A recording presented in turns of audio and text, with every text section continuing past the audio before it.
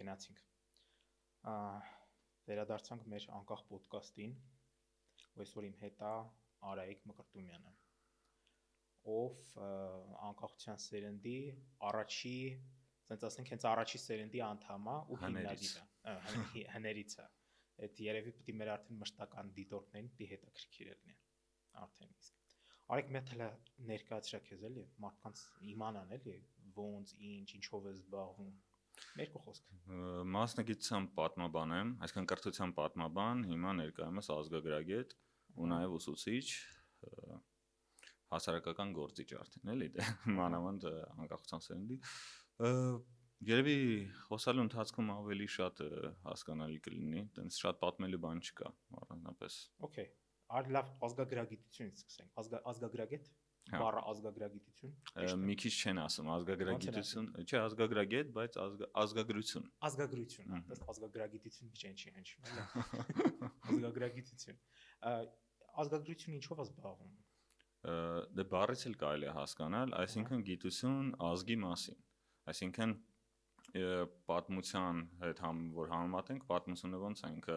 ավելի շատ ռազմական քաղաքական պատմությունն է, չէ, թագավորներ, պետություն, իսկ ազգագրությունը ավելի շատ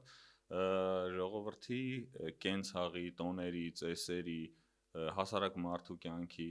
այդ ամեն ինչի մասին։ Այսինքն ինքը ոչ թե քաղաքական պատմությունն է ցույց տալիս, այլ զբաղված է ժողովրդի ամենօրյա կյանքը լուսաբանելով, տոները, ծեսերը, ամեն ինչը, ամեն ինչ։ Այսինքն ազգի մասին գիտություն։ Հետաքրքիր է դառնում, որովհետև եթե պատմությանն է կամ ինչ-որ պատմական իրադարձություններ բաներ, սովորական մարդկանց մասին շատ քիչ բան ես իմանում։ Դե հենց իմացնել են, օրինակ ազգագրությունը ինչով է մեր համար շատ կարևոր, որ մինչև 1800-ականների կեսերը, այսինքն երբ որ ազգագրությունը Եվրոպայում ու Ռուսաստանում սկսում էր զարգանալ, մեր հայերի մասին շատ քիչ բան գիտեին։ Այսինքն գիտեին մենակ թագավորների, ռազմական պատմության որոշ բաների մասին, բայց թե ով է հայ ազգը, դա հասկանալի չէր։ Շատերը մտածում էին, որ կես պարսկական, կես ինչ-որ ցեղ է, որը չես էլ հասկանում երբ է առաջացել, ոնց է առաջացել, հա, թագավորներ ունեցել է, բայց այդ ազգը ոնց է ապրել, ինչով է ապրել, դա հասկանալի չէր։ Ու հենց ազգագրությունն է եկել փրկելու հայ ինքնությունը, կարելի ասել, մաքրելու, նորից ներկայացնելու ու բացատրելու, որ հայ ազգը դա առանձին քաղաքակրթական միավոր է, շատ երկար ժամանակ լեռնաշխարհում ապրած, ըստ էության առաջի բնակիչներն են, որ ստեղծել են քաղաքակրթություն, այդ առումով ազգագրությունը դարել է հայ ազգին այդ ցեղային կարգավիճակից բարձրացնողը, էլի, որտեղ ուրիշները մեծ ցեղի էին, որպես նայում արդեն։ Տարբերությունը երևի, օրինակ ես էլ միջև վերջ լրիվ չեմ պատկերացնում աֆրիկյան ցեղի ու խոսքի եվրոպական ժողովրդի տարբերությունը։ Դե հենց, հա, զարգացման մակարդակը ասենք, օրինակ եվրոպացիների համար հայերը առանձնապես տարբերել չէին աֆրիկացիներից ինչ որ, որովհետև ոչ աֆրիկացու մասին գիտեին, ոչ հայերի։ Նմանությունը որն էր, երկուսն էլ նվաճված ժողովուրդ են, երկուսն էլ ինչ-որ մեկի տիրապետության տակ են ու առանձնապես տենց ոչ լուրջ ֆինանսներ ունեն, չհաշված 1-2 կենտրոնական տեղեր, ասենք Թիֆլիս, Բաքու, չես հասկանում, թե այս ազգերը ովքեր են։ Իսկ երբ որ ստեղծվեց ազգագրությունը, որ ուսումնասիրեն, ինքը գաղութային գիտություն էր կարելի ասել, էլի, այսինքն ստեղծվեց, որ ուսումնասիրես քո տիրապետության տակ գտնվող ազգերին, հասկանաս իրանք ովքեր են, ոնց կառավարես իրանց։ Ու մենք էլ վերցնելով այդ տենդենսը զարգացրել ենք մեր ազգագրությունը, նաև ոչ թե ուրիշը մեր մասին պատմի, հասկանա թե մեզ ոնց կառավարի, այլ մենք նախ մեր մասին մեզ պատմենք ու նաև ուրիշին ծանոթացնենք, որ մենք նոր առաջացած ցեղ չենք։ Մենք լուրջ քաղաքակրթություն ունեցող ժողովուրդ ենք։ Այս առնոսը դրվագ հիշի այդ վաղ ժամանակները եւ 1800-ականների կեսեր, եթե ճիշտ եմ հիշում, որ չեմ հիշում որ լեզվաբանը գերմանացի հայերենը դասակարգել է որպես իրանական լեզու։ Մենք իրականում մեզ մասին խոսացել ենք Արայիկ ես ու դու չէ, բայց Ալայի հետ։ Երբ որ ոդկաստ ենք նկարում հայկական մշակույթի բանի մասին, մի քիչ այդ թեմայից խոսացինք, շոշափեցինք այդ թեման, հետաքրքիր էր էլի, որ մեր համար կարող է աբսուրդ լինի, բայց այն մեզ չճանաչող այդ ձևը դասակարգել։ Դե լրիվ նորմալ է, ու խոսքը մենակ հայերին չի վերաբերվում, այսինքն շատ շատերը տարբեր ազգերի ժողովուրդների մասին եթե չգիտես, նորմալ է ասել, որ այս ժողովուրդը մի հատ ինչ որ կարծրատիպ ես վերցնում, ասում ես, որ սա է, այս ժողովուրդը սա է, դու իրեն չես ճանաչում։ Դե դրա համար էլ այսինքն գերմանացու համար լրիվ կարելի ասել նորմալ էր հայերին իրանական ինչ որ մի հատ ցեղ պատկերացնել, որովհետև գալիս տեսնում են այդ մահմեդական կենցաղին բնորոշ շատ տարրեր կա, մարդիկ էլի շորերը, ուտելիք ինչ որ բաներ նման է, շատ նման է ու այնքան կարելի ասել քրիստոնյա պարսիկ այսպեսի մի բան կարող է նույնիսկ պատկերացնեին մեր մասին։ Աբսուրդը է դա։ Դա մեր համար կարող է ինչ որ առմամբ վիրավորական էլ թվա։ Մանավանդ այսօր էլի, այսօր դե ով կմտածի, որ հայերը դա պարսիկներ են կամ ինչ որ ուրիշ բան, բայց մի ժամանակ չգիտեին։ Ու հենց ազգագրությունն է ասում, որ չէ, ժողովուրդ, հայերը պարսիկներ չեն։ Հայերը հայեր են ու հայերը հայ են, SSS բաներով, պարսիկները պարսիկ են, սենց բաներով։ Տարբերություններ կա, ու հենց այդ ազգագրությունը այսօր կոնկրետ ավելի շատ Եվրոպայում ասում են մարդաբանություն ու դրա տարբեր ուղղությունները քաղաքական, ֆիլիսոփայական, սոցիալական, մշակութային, դրանք ընդգծում են հենց այդ ազգերի տարբերությունները, նմանությունները, ցույց են տալիս, որ ամեն էթնոս ունի հենց իրան բնորոշ երևույթները, բնականաբար իրար մոտ ապրող ազգերը ունեն իրար նմանություններ, տարբերություններ, բայց ազգագրությունը օգնում է, որ ազգերին մի կոնվեյերի մեջ չխցկես, ասես հայ, պարսիկ, ասորի նույնն են, չէ, նույնը չեն։ Հա, դա լավով։ Իսկ վատով, որ առհասարակ ոնց է կարող բռնեն բոլոր սլավոններին, ասում են սլավոն են, վերջ պրծավ գնաց, նույնն է։ Մենք էլ ենք այդ նույնը։ Հա, մենք էլ նույնն անում ենք, մեր համար ոնց է ռուս, ուկրաինացի, բելարուս, մոլդավ, բոլորը նույնն են մեր համար շատ դեպքերում։ Ու մենք չգիտենք էլ թե ինչ հսկայական տարբերություններ կա, նույնիսկ նույն այդ էթնիկական ծագում ունեցող երկու խմբերի մեջ։ Տարբերությունների պահով արեք մի հատ հարց տամ։ Այդպես ասում ես, այդ տարբերելը բանը, քանի տեսակ։ Այ հենց տենց հարցը, քանի տեսակ հայ կա։ Օրինակ ես գիտեմ արևելահայ, արևմտահայ այդ կարանք դից բացի, բայց օրինակ նաև արի մի հատ ասեմ Համշեն է, հայ այդ մեկը գիտեմ, լսել եմ։ Էլի գիտեմ, այս մեկը իրականում մի քիչ հենց հարցը աբսուրդային է, որ ասեմ էլի, որովհետև նախ այդ տեսակը ոնց որ ռասիստական ոնց որ մի քիչ ինչի, քանի տեսակ հայ կա։ Երկրորդն էլ սորտավորենք։ Եթե ուզենանք սորտավորենք, պետք է հասկանանք թե ինչ սկզբունքով ենք նայում, այսինքն նկատի ունենք որտեղ տարբեր տեղեր ապրող հայեր, տարբեր տեղեր ապրող զարգացումը, բան, տես օրինակ Համշենա հայերը ասեցի, բայց մի հատ էլ գիտեմ, այս մեկը անունով կարող վստահ չեմ ճիշտ ասեմ, թաթ հայեր Դագեստանում, հա, թե թաթերի այդ ժողովրդի հետ, հա, պարսկալեզու այդ ժողովրդի հետ, իրանական, հա, հայկական ինչ-որ էլեմենտներ հայերի հետ խառնված։ Դե բնականաբար իրար հետ ապրած ժողովուրդները ահագին բան մեկը մյուսին տվել վերցրել է։ Նորմալ է։ Մի հատ էլ տերմին հիշի չգիտեմ, էսել հայ հռում։ Ոնց։ Հայ հռում։ Այդ ուղղափառությունը ընդունած վայ թե հայերն են եղել, հույների հետ էլ ապրած։ Հռոմը հայերը, հա, հայ հռոմ երբ ուրեմն դու մի քիչ հինն ես հիշում, որովհետև հինն էլ խարսը ամեն ինչ հետո արդեն հայ կաթոլիկներ եկան, չէ։ Ֆրանկները։ Հա, այսինքն մշակութային առումով կարելի է առանձնացնել, ոչ թե ասել սա ուրիշ տեսակի հայ է, այլ հայկական այս խմբին, այս ինչ բան է, այսինքն կրոնական այս ինչ բան ավելի մոտ է, այս հայերին տնտեսական այս ինչ բանը մոտ է հայերի այս մի խմբին։ Բայց իրանք բոլորը հայ են ու բոլորը հայ են, այսինքն իրանք հայ են նույնականացնում։ Լավ, բա մենք իրանց ոնց ենք, մենք ստեղի հայերս ոնց ենք։ Ստեղ, այսինքն Արևելյան Հայաստանի հայերը։ Արևելյան Հայաստանի մենք, այ ես ու դու, որ այսօր արևելա հայերեն խոսալով բան, շատ ժամանակ Լիբանանից եկած հայ մեր մար այդքան էլ հայ։ Հայը մեջն է, բայց մենք ասենք մի քիչ ժպիտով ենք։ Այդ գալիս է իրար չճանաչելուց։ Երբ որ չես ճանաչում, միշտ մի քիչ sense ոնց որ հեռավորություն ես փորձում պահել իրանից, բայց հարցն է, որ ինչքան շատ ես ճանաչում, այնքան տեսնում ես, որ նույն Լիբանանը հայ, Սիրիա հայ, Ամերիկա հայ, Հնդկահայ կամ առհասարակ մենակ գաղութները չգնանք, թեկուզ հենց լոռեցի, արցախցի, իրանք ավելի շատ նմանություններ ունեն իրար հետ, քան տարբերություններ։ Տարբերությունները հիմնականում կենցաղային է ու այդ տարածաշրջանին ու ժամանակին բնորոշ ինչ-որ մի բան։ Այսինքն Բուլղարիայում ապրող հայը մի ուրիշ բան է ուտում, Ավստրալիայում ապրող հայը մի ուրիշ բան է ուտում, բայց դա չի նշանակում, որ դա իրանց երկու տարբեր ազգ դարձրեց։ Հա, կենցաղային մշակույթը շատ կարևոր է, որովհետև ինչքան տարբեր են, որովհետև մարդիկ ամեն դեպքում բոլորը գիտնական չեն ու նախև առաջ այդ մանր-մունր բաներով են փորձում իրար ճանաչեն, տարբերություններ գտնեն, չէ՞, միտեղ բարևելու ձեռքով են բարևում, միտեղ գլխով են բարևում ու հենց այդ տարբերություններն էլ մեկ-մեկ շատ կարևոր է լինում։ Բայց երբ որ շփումը կենցաղից արդեն անցնում է մի քիչ ավելի լուրջ դաշտ ու մարդիկ կարող են իրար հետ խոսան, աշխատեն ինչ-որ մի քիչ ավելի բարձր կատեգորիայով շփվեն, քան ուղղակի մեկը մյուսի արտաքինը կամ հագուստը նայելը, դա հասկանում ես, որ նմանություններ շատ կան։ Արտասանությունը մեկ էլ չմոռանանք, լեզվի տարբերություն։ Դե լեզուն էլ հա, հիմա դա անխուսափելի մի բան ա եղել, որը մենակ մեզ չի որ բնորոշ է։ Ինձ թվում է լեռնային երկրներ երևի բոլորն են Բոլորին չէ, ամբողջ աշխարհին է բնորոշ։ Չէ, բայց գիտես, օրինակ Ռուսաստանը եթե նայես, Ռուսաստան պարագայում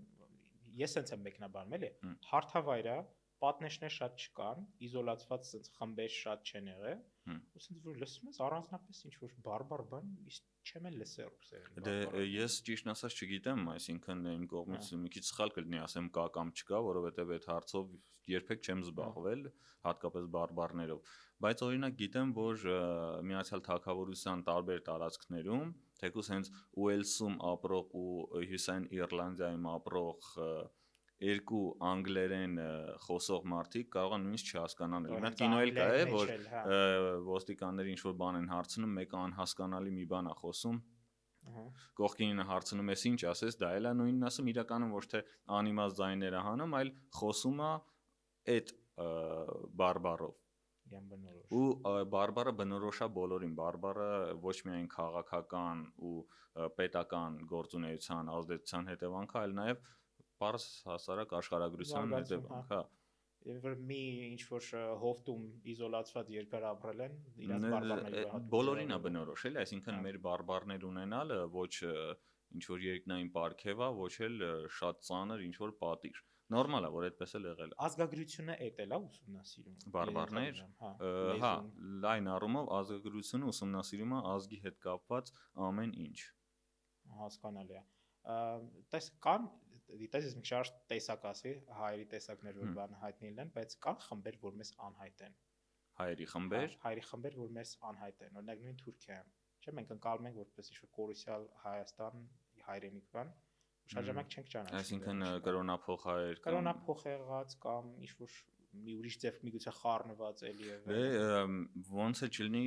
լիքը բան կա, որ մենք դեռ չգիտենք, այսինքն հնարավոր է Թուրքիայում ապրող հայերի քաղաքական գացությունից ելնելով ինչ որ շերտեր թաքնված լինեն կամ մի քիչ ավելի քիչ Երևան, քան պետք է։ Բայց հայ ինչ որ նոր տեսակի բացահայտում շատ-շատ էդի վիրտուալ հայը լինի, որն էլ արդեն զարգանում է ընթացքի մեջ է։ Այլ մի հատ հարց էլ տամ, էլի, էս երևի էլի թեմայի հետ կապված կլինի։ Նա եթե մենք մշակութային ազդեցություններից նայենք, խոսանք էլի մի քիչ։ Օրինակ եթե սենց Եվրոպան նայենք կամ մեր տարածաշրջան բան, մենք սաղը սենց Հունաստանը անցալել ենք որպես մշակույթի աղբյուր, բան, չէ՞, մեր Գառնի տաճարն էլ սենց հունական ոճով բան։ Դե էլի մի քանի բաներ կան, ազդեցությունը, այդ ազդեցությունը եղել է որպես մշակույթի տարածման կենտրոն։ Մենք եղել է որ ինչ որ մի ուրիշի համար մենք ելնենք այդ կենտրոնը ազդեցության մշակույթի։ Համաշխարհային մակարդակով չէ, չի եղել։ Տեղային։ Դե տեղայինով դա կախված է եղել առաջին հերթին, ասենց ասեմ, մշակութային ազդեցությունը դա քաղաքական գործիք է, որը տարածվում է քաղաքական նպատակներով։ Եթե դու ռազմական քիչ ուժ ունես, դու չես կարող քո մշակույթը տարածել։ Այսինքն հունական մշակույթն էլ դա տարածվել է Ալեքսանդր Մակեդոնացուց սկսած, որպես այն առաջին գլոբալիզացիաներից մեկն էր, էլի, դե գլոբալիզացիան մենակ այսօրվան չի, այն ժամանակ էլ ա եղել։ Մերը եղել է ավելի շատ տեղային ինչ որ մի բաներ։ Այսինքն ամբողջ լեռնաշխարհի տարածքում ապրող հայ ժողովուրդը իրեն բնորոշ մշակութային որոշ շերտեր, չեմ ասում պարտադրած, բայց ոնց որ նաև փոխանակած լինի վրացիների, պարսիկների ու լեռնաշխարհում ապրող մյուս մեծ ու փոքր ժողովուրդների հետ, բայց տենց համաշխարհային մշակութային էքսպանսիա չեն ունեցել։ Չէ, երբեք չի եղել, տեղային էր հետաքրքիր էլի, իսկ կետային տենց բաներ եղել է թե չէ։ Արի մի քիչ ուրիշ թեմայից խոսանք, դու ասացիր, որ նաև դասավանդման փորձ ունես, ուսուցիչ ես եղել, ուսուցիչ ես, դասավանդում առհասարակ ոնց է հիմա դպրոցներում եւ այլն այդ պատմությունը ոնց է մատուցվում։ Մենք դες փոփոխություններ որոշ կա, որ լսում ենք այս կոմենտում, բայց դու որպես ներսի մարդ ինչ կասես։ Որակը թե Որակն ձևաչափը։ ասեմ, ձևաչափն, հա, որակն ու ձևաչափն էլ երկուսն էլ։ Պրոբլեմները շատ են, ահա որ շատ։ Ինչ պրոբլեմներ են։ Այսինքն ես առհասարակ կրթությունը Հայաստանում պրոբլեմ է։ Հա, համաձայն եմ, բայց մանրամասները։ Սենց ասեմ, դպրոցից մինչև համալսարան կրթությունը պրոբլեմ է նախ եւ առաջ իր իրացման սկզբունքից ելնելով, այսինքն շատ հաճախ մենք չգիտենք էլի, մեզ ինչ կրթություն է պետք։ Մեզ ինչի համար է պետք այդ կրթությունը, մենք ինչ ենք փորձում այդ կրթությամբ անել, ինչի ենք փորձում հասնել։ Առհասարակ կրթությունը դա ինչ է, մենակ դպրոցական առարկաների նյութերը սովորելը չի։ Կրթությունը նաև ինֆորմացիա վերցնել, վերամշակել, դա ավելի զարգացնել, օգտագործելն է։ Ու մի հոգու պարագայում չէ, այլ մի ամբողջ հասարակության։ Մեր մոտ այս պահին այդ կրթական հայեցակարգ չկա։ Մենք չգիտենք դպրոց գնում ենք ինչի համար կոպիտ ասած։ Վախի չկա, օրինակ, որ դու ես սովորում դպրոցում այդ կար, դու ոնց է։ Չէ, էլի չկար։ Տարբերությունները ավելի շատ տեխնոլոգիական տարբերություն են, սերունդն էլ բնականաբար մի քիչ ավելի ազատ է դառել, ավելի քիչ է ենթարկվում, իսկ կրթական սկզբունքը մնացել է այն նույն հին մեթոդները։ Այսինքն կրթությունը նույնիսկ չի էլ փորձում մի քիչ նոր ձևով մատուցվել։ Բայց մարդիկ փոխվել են, չէ՞, օրինակ, եթե այն ուսուցիչները, որ քեզ են դասավանդել, կարող է եւ հիմա որոշները կան, բայց օրինակ դու, որպես ավելի երիտասարդ, նոր սերունդ ես դու, ուսուցիչների նոր սերունդ ես։ Այսինքն նույն բանը փոխանցվել է, նույն մեր մոտ կրթությունը հələ որ շարունակում է գնալ այն դասական լեկցիայի ձևով։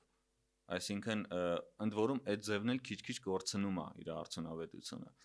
Այսօր եթե 30 տարի առաջ, լավ 20 տարի առաջ նորմալ էր մտնել դասարան գիգ տետրով, հա, այսինքն ինֆորմացիայի փոխանցման միակ ձևը թղթային տարբերակն էր, հիմա տեխնոլոգիաները շատ-շատ զարգացել են։ Ու այն ինֆոն, որ մենք տալիս ենք աշակերտին, ինքը հանգիստ դա կարա ինտերնետից գտնի, այն քանակությամբ, չափով ու խորությամբ, ինչ որ ուզում է։ Ոստեղ մեր դերը պիտի փոխվի, ոչ թե դառնաս ուղակի ինֆո տվող, այլ կարողանաս ստեղծես միջավայր, որտեղ այդ ինֆոն քննարկվի աշակերտի եւ ուսուցչի միջեւ, նաեւ աշակերտների միջեւ, ու այդ քննարկումից ծնվի տվյալ առարկայից բխող, ասենք, դասական ճշմարտություններ ու նորմալ հետևություններ։ Բայց երբ որ մեր մոտ դա չի արվում, ինչի արվում օբյեկտիվ պատճառներով, կրթությունը դառնում է ինչ որ առումով այն եկել է, մենք էլ շարունակում ենք, չգիտենք վերջին ինչ կլինի ձևով ու մեթոդով։ Հա, իշքա տես թոմն է։ Հա, կրթությունը մի քիչ հիմա չեմ ուզում sense շատ գլոբալ, ոչ գլոբալ ասեմ, ոչ էլ շատ նեղ, բայց կրթությունը դառել է ինքնանպատակ այսօր։ Հա, Եվ դպրոցում, եւ հատկապես համալսարաններում։ Այսինքն դպրոցում երեխան չի կարողանում հասկանալ, թե ինչի պետք է ինքը սովորի, դա իրան ինչ է տալու, համալսարաններում էլ ուսանողների շատ մեծ մասը դու էլ հաստատ տեսել ես, որ եկել են դիպլոմ տանելու։ Մեկ էլ ձեր հետ մի քանի տարի հաճելի ժամանակ են անցկացնում, գնում են գալիս են ընկերուհի։ Լավ, այդ կառուցվածքային մասն է, բա բովանդակային մատուցումը։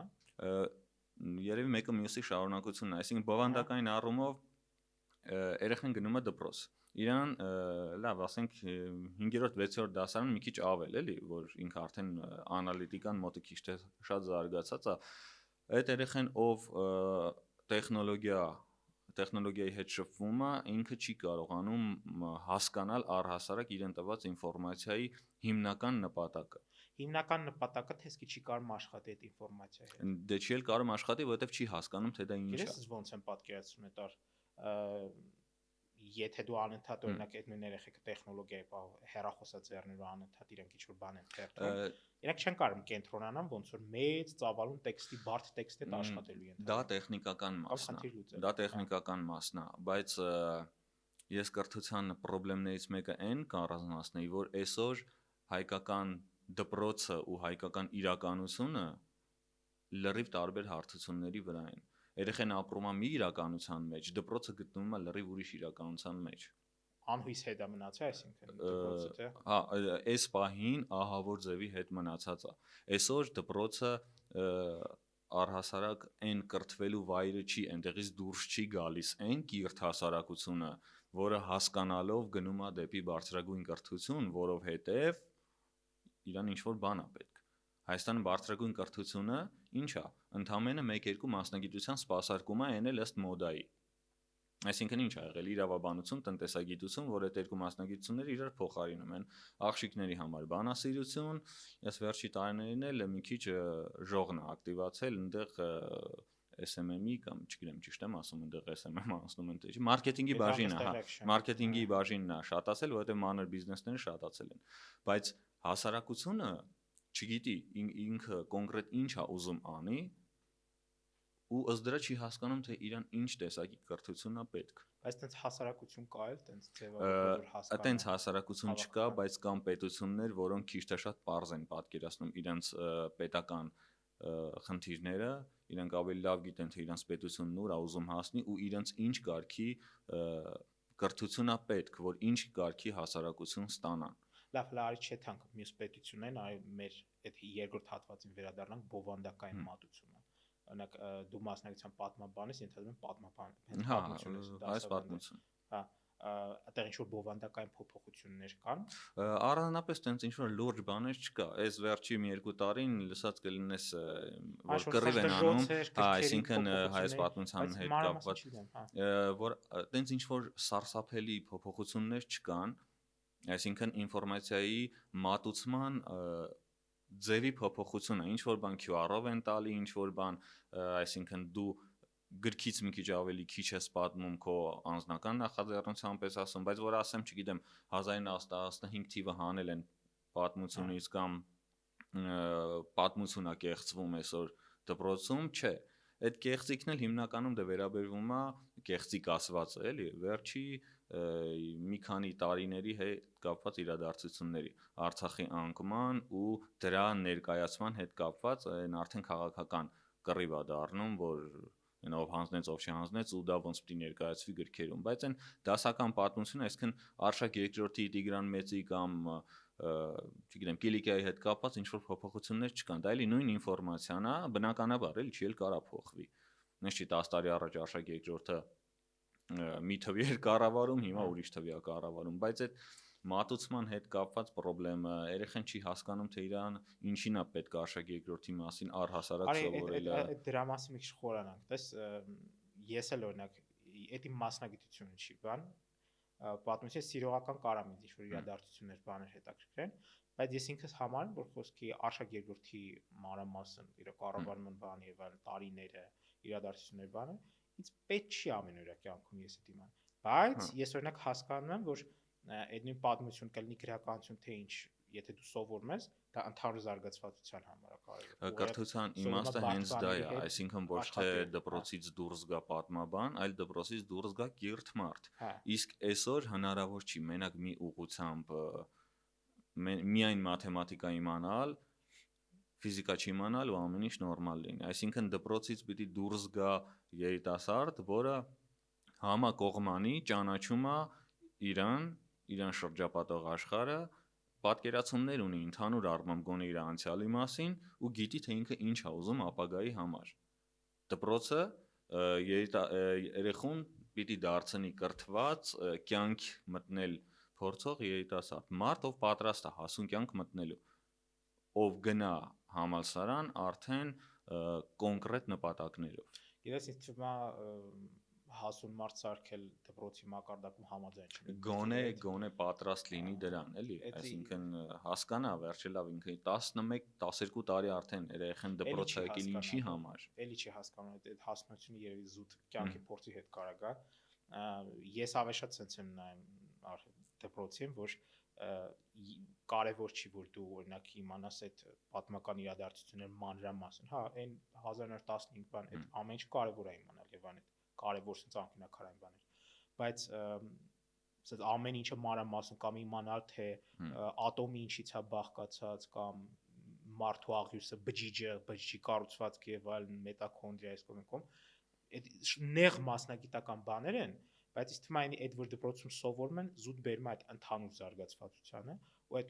հետո բերում է նրան որ երբ որ դու մասնագիտություն ես ընտրում դու կարող ես այդ բարդ նյութի հետ աշխատել ու սովորել Բացի դրանից ես կոնկրետ սա չեմ ասում որովհետև պատմաբան եմ ու պաշտպանում եմ պատմությանը բոլոր մասնագիտություններն են կարևոր բայց օրինակ հայ լեզվաբանը հայ պատմաբանը հայ բանասերը գուցեև պարտավոր չի Նյուտոնի երկրորդ օրենքն իմանալ բայց հայ ֆիզիկոսը իմ կարծիքով պարտավոր է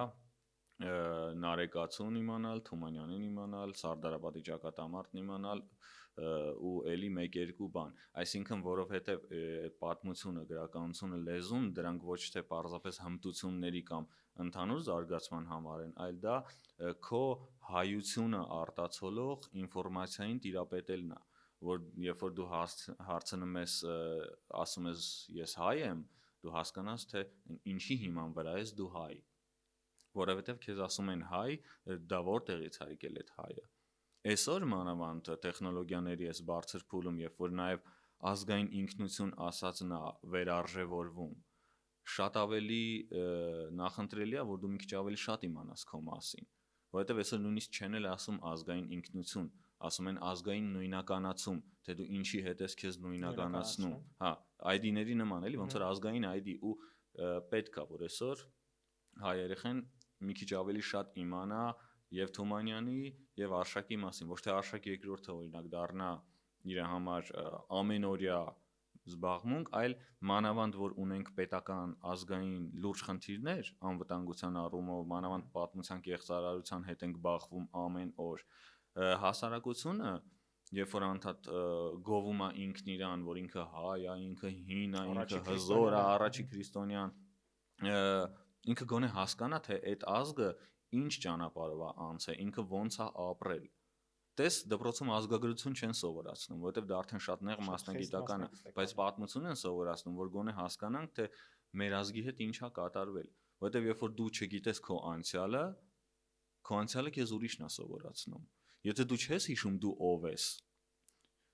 քեզ կստիպեն հիշողություն ունենալ, քո փոխարեն կձևավորեն քո հիշողությունը։ Հա, կստիպեն անցյալ ունենալ, այսինքն դու պիտի հիշես ով ես, որ հասկանաս թե ով ես ուզում դառնաս հետո։ Դա սովորական մարդու կյանքից էլ է գալի, այսինքն դու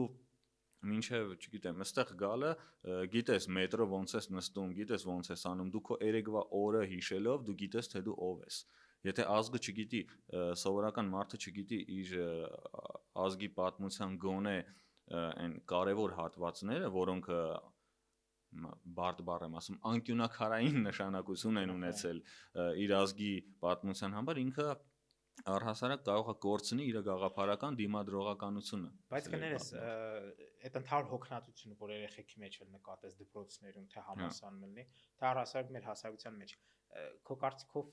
շատ չէ պաթոսի վերածվում ու դրանից է հոգնածություն գալի։ Ենթադրենք տես մեր ազգի իմանալ այս կոմենտորը այդ լավ գաղափարներ են, բայց դպրոցական մակարդակում ես ինքս որ հիշում եմ, դա շատ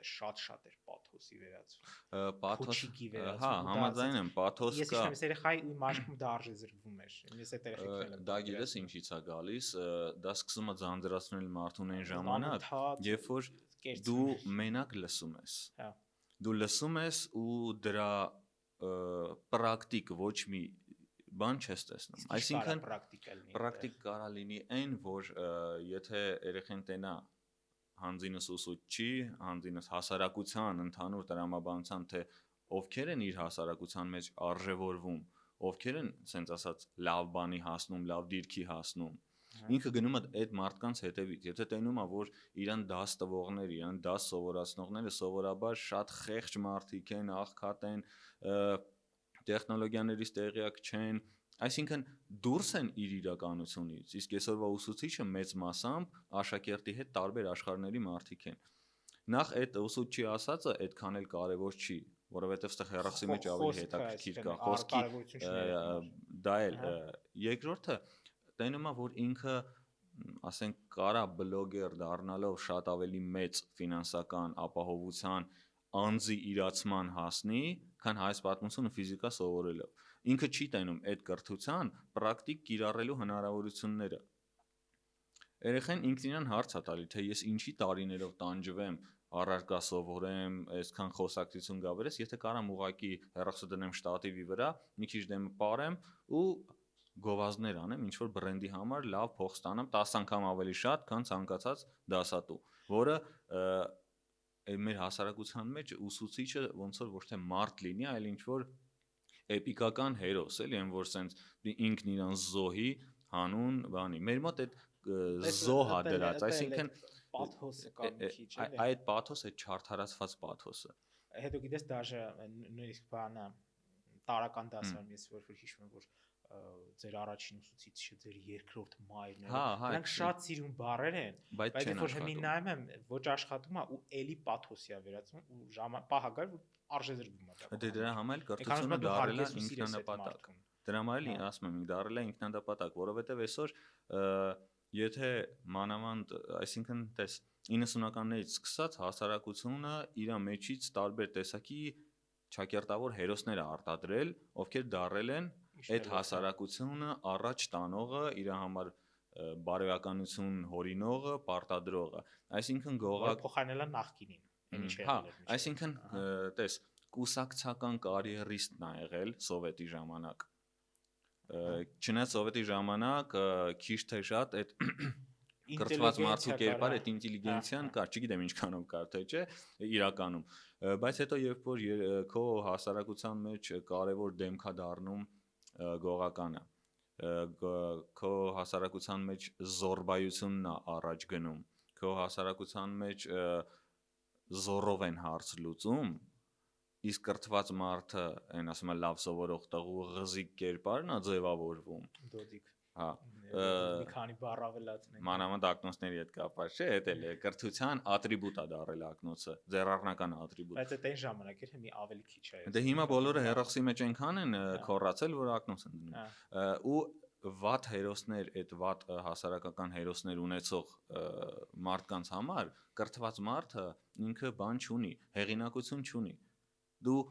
չես ուզում դառնաս այդ կրթված մարդը։ Հնարավոր է հիմա մի քիչ ավելի թեթև է դա նայվում, բայց խորքային առումով խնդրեմը մնում է։ Գողական բիզնեսմենին կարող է փոխարինի հայհոյախոս բլոգերը կամ կիսամերկ բլոգերը, բայց մեկը այն էլիտա կոչված մտավորական հատվածը չի կարողանում ձևավորվել, որովհետև ինքը պետք չի ոչ մեկին։ Այսօրվա աշակերտի համար, ասենք, չգիտեմ, ցանկացած բլոգեր ծալած ունի հայ բոլոր թագավորներին իրար հետ, ցանկացած ռաբիզ երգիչ ավելի շատ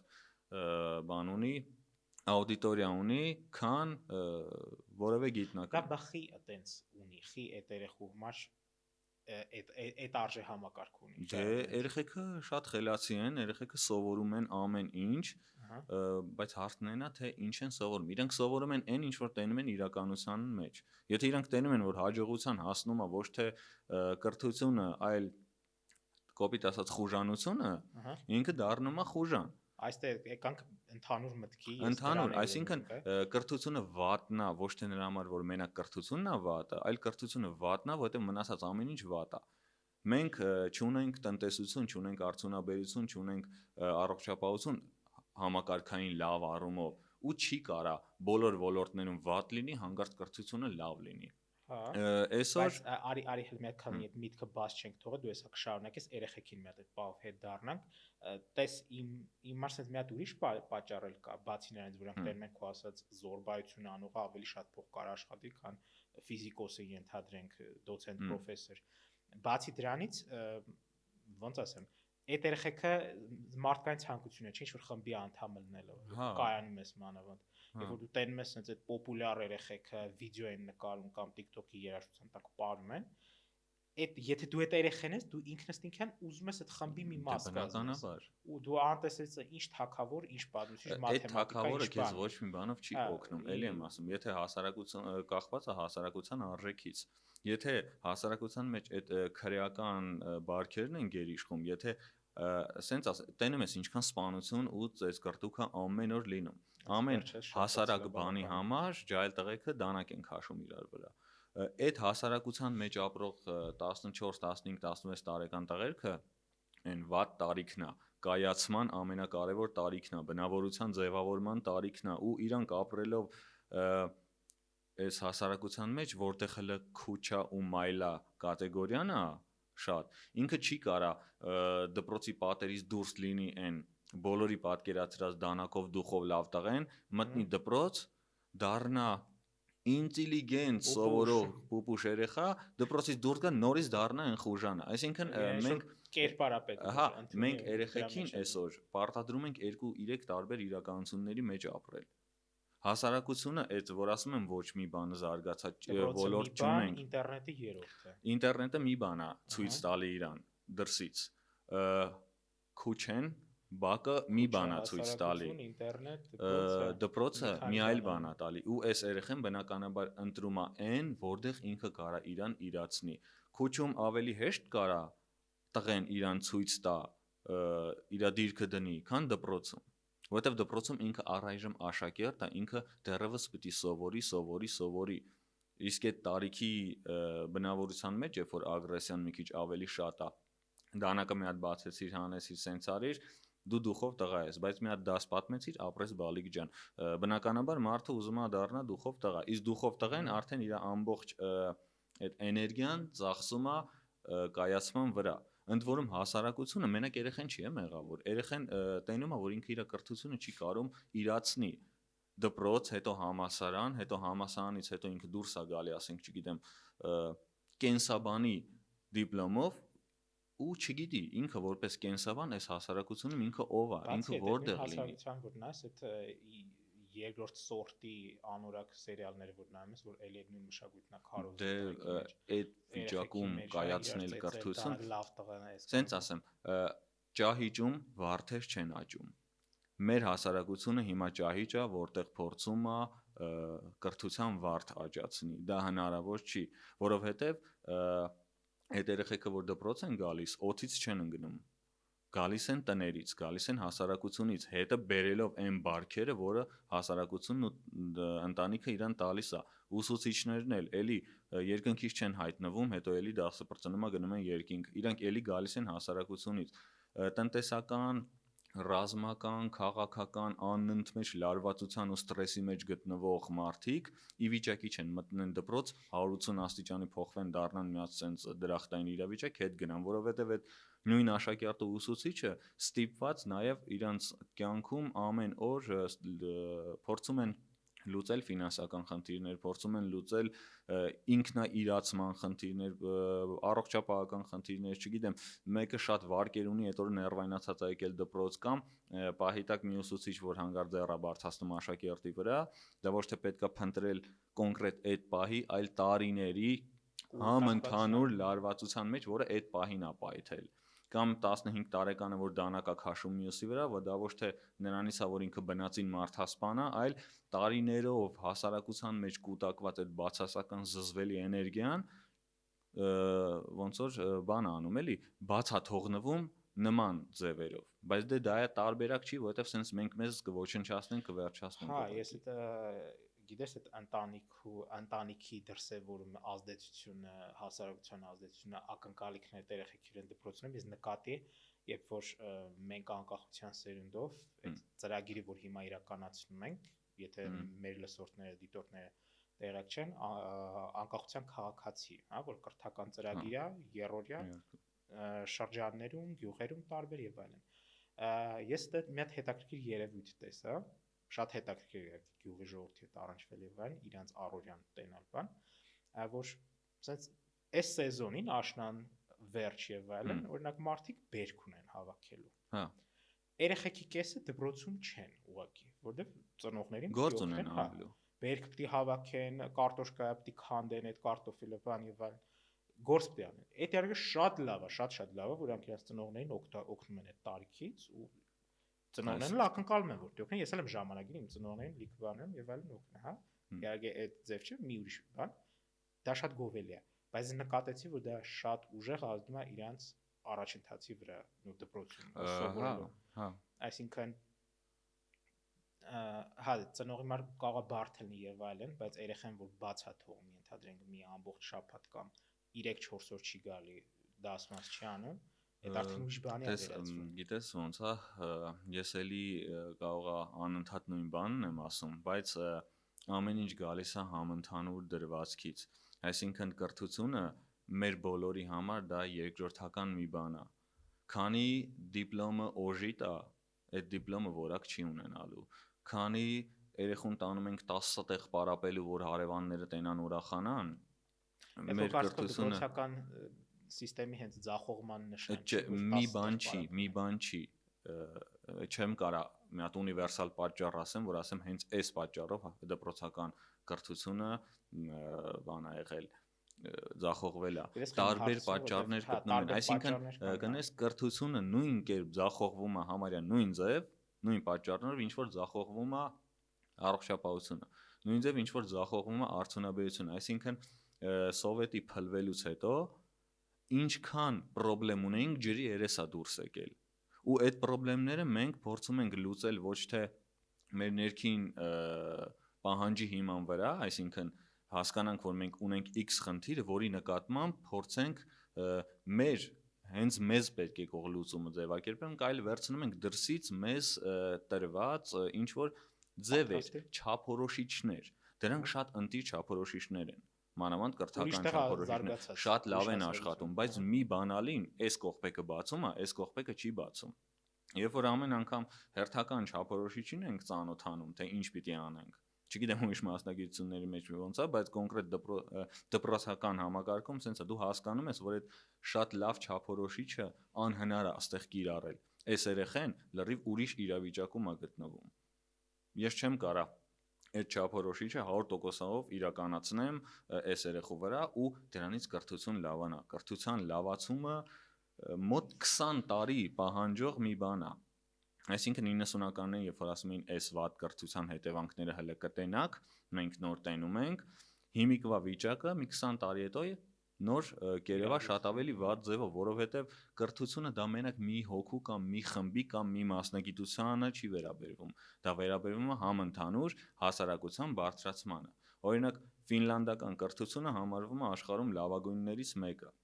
բայց ֆինլանդական կրթությունը 10-15 տարում չի զարգացել, դեռ 1912 թվին, 12 կամ 7 չեմ հիշում թիվը կոնկրետ, Ղազարոս Աղայանը Հովհաննես Թումանյանին գրած նամակներից մեկում գովելով խոսում է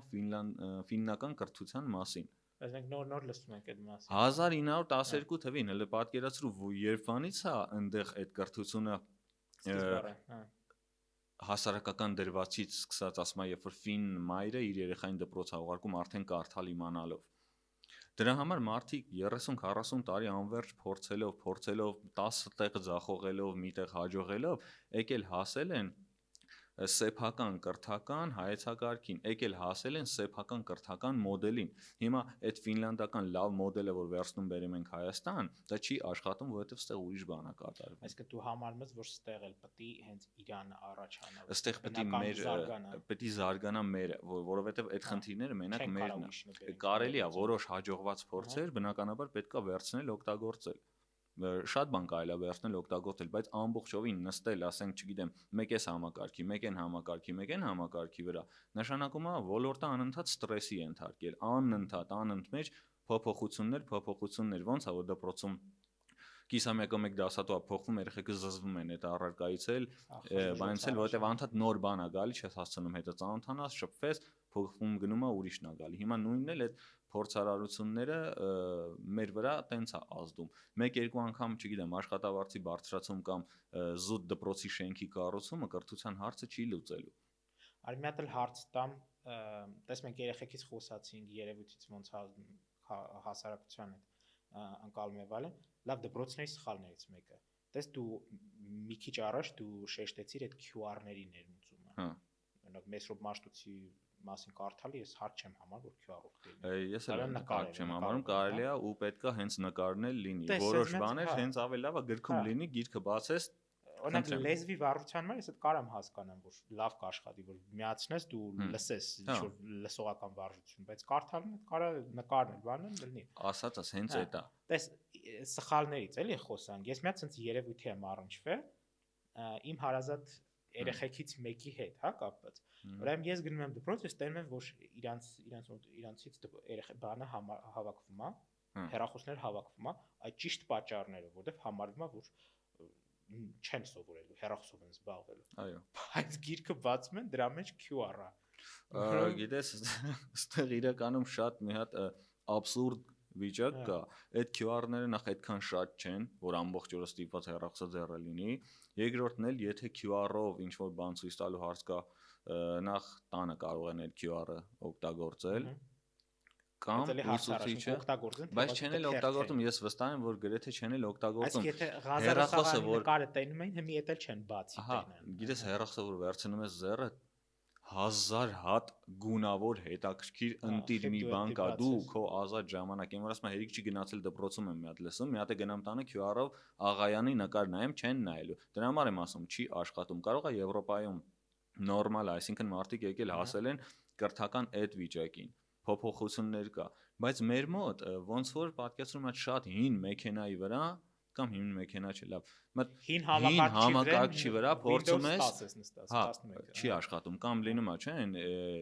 3-400 գիգաբայթանոց ֆլեշկեն դնում ես, ցույց է տալի 5 մեգաբայթ, 10 մեգաբայթ կամ առհասարակ չի աշխատում, որովհետև տարբեր բաներ են դրանք։ Մեր մոտ այդ կրթությունը չի աշխատելու, առայժմ չի աշխատելու, քանի գնալու վատանալու է, հենց այն պատճառը, որ մենք արհեստական խնդիրներ ենք լուծում ու իհարկե հայկական այդ ոնց ասեմ, այն որ իմիտացիոն ձևը, թղթաբանությունն է մեր մոտ հələ որ հարցը լուծում, թղթերով նորմալ է, ուրեմն նորմալ է։ Բուրգակովի ասացի պես, թուղթը չկա, ուրեմն մարդն էլ չկա։ Կարևորը թղթերով ամեն ինչ նորմալ լինի, խնդրեմ չունենք, բայց խնդրեմը հումնում է։ Գիտես, ճիշտ է, այդ արհեստական որ ասиш, արհեստականի հետ կապված ահա որ արհեստական արհեստականի, բայց արհեստական մի ուրիշ բանի, արհեստական բանականության հետ կապված, դες շարադրություններ գրել, խնդիր լուծել, ինչ որ տեքստ վերլուծել, կարծիք արտահայտել բան չէ, դες հազար ու մի տարբեր առարկաների մասին կարա առաջադրանքներ լինի։ Նայած ինչ առարկա է։ Որտե այդ արհեստական բանականությունն է, երեխեքը որ դպրոցներում էլ արգելված չի օգտագործում են բնականաբար, դառնա պետք է օգտագործեն։ Դες հենց մեծ հարց մոծես հենց հիմա առաջացավ։ Այդ արհեստական բանականությունը քո կարծիքով մտածել է փոխարինի, մտածելու երևույթ։ Մտածելուն չի փոխարինի, բայց մարդու մտածողությունը էապես կփչացնի։ Դա առաջերտին երեխեքի վրա։ Առաջերտին երեխեքի, որովհետև մանավանդ այն տարիքն է, երբ որ իրանք ինֆորմացիայի հետ աշխատելու ձև պիտի սովորեն, այսինքն մարդու հիշողությունը ավելի մեծ ինֆորմացիա վերցնում է որոշակի ժամանակ պարապելուց հետո, չէ՞։ Դու մի քիչ կարդում ես, հետո ինչքան շատ ես թեմայի մեջ, այնքան ավելի շատ ինֆո կարաս վերցնես, հիշես կամ անալիզ անես։ Գիտես, խեմ է ասում, որտեվ եթե այն ժամանակ օրինակ դու կարայիր ինտերնետից օգտվեր, ասենք ասենք խարդախություն անեիր, ընդհանրենք արտագրեիր, Հիմի դու ոչ թե ուղագի խարդախություն ես անում, դու հրաժարվում ես մտածելուց։ Ահա, այսինքն տալիս ես դա արհեստական բանականություն։ Տես, օրինակ դե բնականաբար գրավորներ են դպրոցում լինում, այդ գրավորների ժամանակ արտագրություններից խուսափելը պրակտիկորեն անհնար է։ Հեռախոս ձեռից վերցրիր գիրք հաճարելու, գիրքը ձեռից վերցրիր մի բան, հա՞ չէ։ Մի օր այն որ շատ աշխուժ աշակերտ թե ձեռից քանի անգամ բան վերցրի նյութ հեռախոսը, հա, այն որ վերջում ծիծաղելով արդեն ասում եմ այ տղա արտագրելուց գոնե մտածելով արտագրի մի քիչ էլի, այսինքն եթե բացեն գիրքը մի բան կարդան մի հատ բարբերություն, վերլուծեն շատ արագ ձևակերպեն դա կամ գոնե մտնեն Google, մի 3-4 կայքից նայեն, հասկանան որը, բայց մտնում ես ChatGPT, չգիտեմ, գրի արշակ երկրորդի մասին, ChatGPT-ն էլ իր այդ տվյալը որտեղից է վերցնում, բաց աղբյուրներից, որտեղ ով ինչ ուզում է գրում է։ Ու հանգիստ արշակ երկրորդը կարա դառնա, չգիտեմ, հոգևորական։ Լիքը սխալ ու վատ ինֆորմացիա, այսինքն երեխեն էլ չի մտածում այս համեմատությամբ։ Հիմա մենք որ հաշվիչ օգտագործում ենք, ասենք 10000 անգամ 845, ասում են մենք էլ չենք նայում, չէ, հաշվիչի տված պատասխանը, հետո թղթի վրա չենք ստուգում։ Ինչ հաշվիչը ցույց տվեց, դա էլ վերցնում այդ։ Մենք էլ չենք մտածում, այսինքն ես ինքսին վրա էլ նկատել եմ, որ հաշվելու այդ պահը բավական դժվարացել է իմ համար, որովհետև հաշվիչից շատ եմ օգտվել։ Հիմա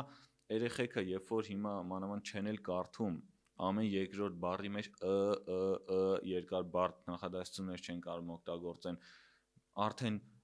տեքստերն էլ ChatGPT-ին գրոկը կամ մյուսն է տալիս, ուղեղը սկսում է ոսկրանալ արդեն։ Իրենց համար շատ բարդ է երկար նախադասություններ արտասանել, իրենց համար բարդ է մտածելը, ու իրանք կորցնում են քննադատական մտածողության բոլոր հնարավոր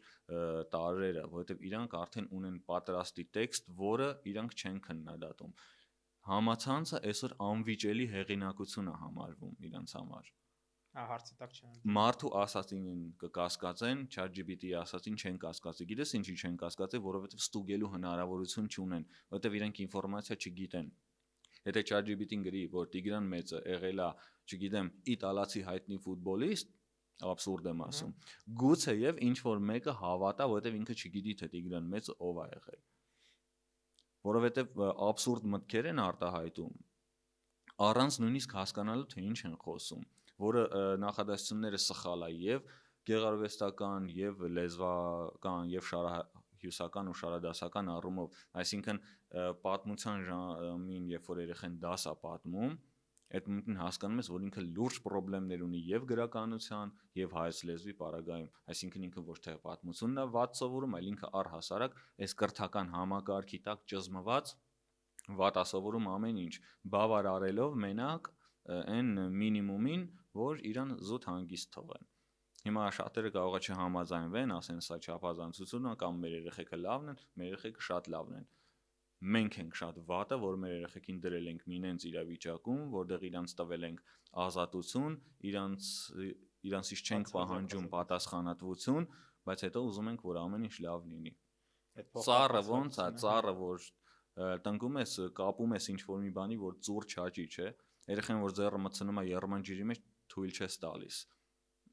Ավելի վատ է ինֆորմացիայի հետ աշխատելը, որովհետև եթե գոնե մի անգամ ձեռը վառեց, կարող է հաջորդ անգամ այդ եռող ջրին նայի չհիշի, բայց սխալ ու կեղծ ինֆորմացիան անընդհատ վերցնելով մարդը ոչ սովորում է մտածել, ոչ սովորում է քննադատել, ոչ առհասարակ ինչ-որ մի բան ինքը փորձում է անի, ինքը դառնում է մարդ, ով սովոր է ամեն ինչ պատրաստի ստանալու։ Այդ տիպի արժեքով մեծացած մի ամբողջ սերունդ կարող է դառնալ շատ անպատասխանատու հասարակություն, որը տարատեսակ կյանքի ChatGPT-ներ փնտրի, այսինքն ձրի ստանա ինֆորմացիա, ձրի ստանա աշխատանք, ձրի ստանա տուն։ Այդ ամեն ինչը տանում է համընդհանուր անպատասխանատվության ու մտքի կարճացման։ Մենք այս կարգի անտերության մատնելով մեր հիմիկվա աշակերտներին ու ուսանողներին, մենք մեր համար աճացնում ենք մի հատ դեգրադացվող շատ վատ ապագա։ Վերջի հարց տամ քեզ Արեգ, ու ավարտենք այս մեր խոսակցությունը։ Խնդրում եմ կարճ 2-3 բառով, եթե հնարավոր է, կամ նախադասությամբ։ Ինչն է, որ սխալ ենք անում, բայց արժի շտկել։ Ամեն ինչը։ Շնորհակալություն Արեգ։ Շատ հետաքրքիր զրույց էր, հուսամ դիտողների համար էլ հետաքրքիր, եւ ես ու դու միշտ այս խոսակցությունը ունեն մենք մեր օֆիսում նստած, թող իրանք էլ մաս լինեն։ Ապրես շատ։